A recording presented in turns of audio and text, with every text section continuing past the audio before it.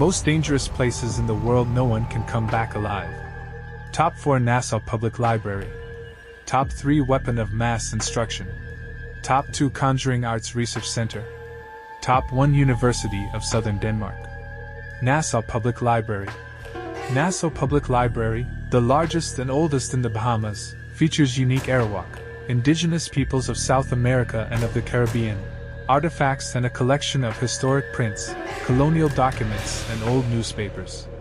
There is also a reading room and museum on the property, but the structure wasn't intended to serve the public as a library at all. The unique octagonal building was originally constructed by Joseph Edias in 1797 to serve as a correctional workhouse, a jail. Modern patrons check out books and materials from what were once tiny cells that housed prisoners over 200 years ago. The basement of the NPL is even known as the dungeon.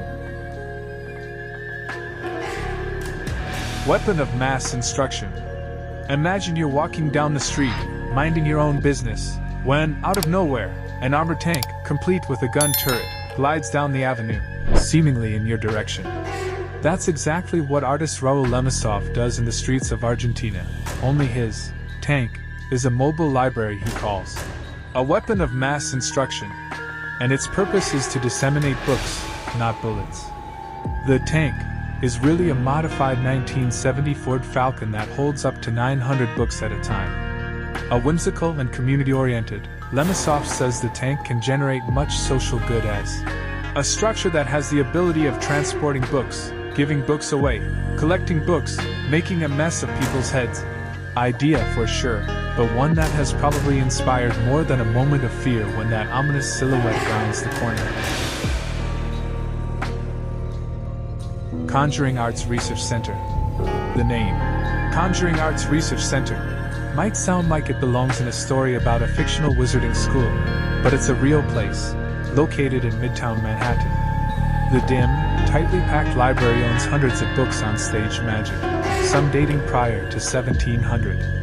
In addition to the tomes, the library also houses original apparatus, huge pieces of mechanical stage machinery that once thrilled, fooled, and shocked audiences around the globe.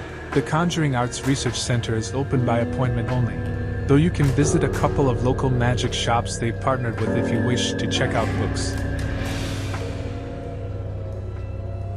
University of Southern Denmark. University of Southern Denmark is fairly run-of-the-mill when it comes to literature, but in this case, it might be better to judge a book by its cover. At least 3 rare books, dating from the 16th and 17th centuries, were found to have large concentrations of arsenic on their covers during an X-ray process widely utilized to find the chemical composition of pieces of art, such as paintings and pottery. Historic pigments containing the poison were commonly used in the 19th century to form a popular color called Paris green, which was used for everything from wallpaper to clothes. In this case, it was applied as a pesticide to protect the manuscripts from insects. Arsenic poisoning can cause ailments ranging from nausea to cancer to death. Unfortunately, the toxicity of arsenic is permanent, so the books will always be a hazard to human health. They are now stored in special protective boxes and handling is discouraged.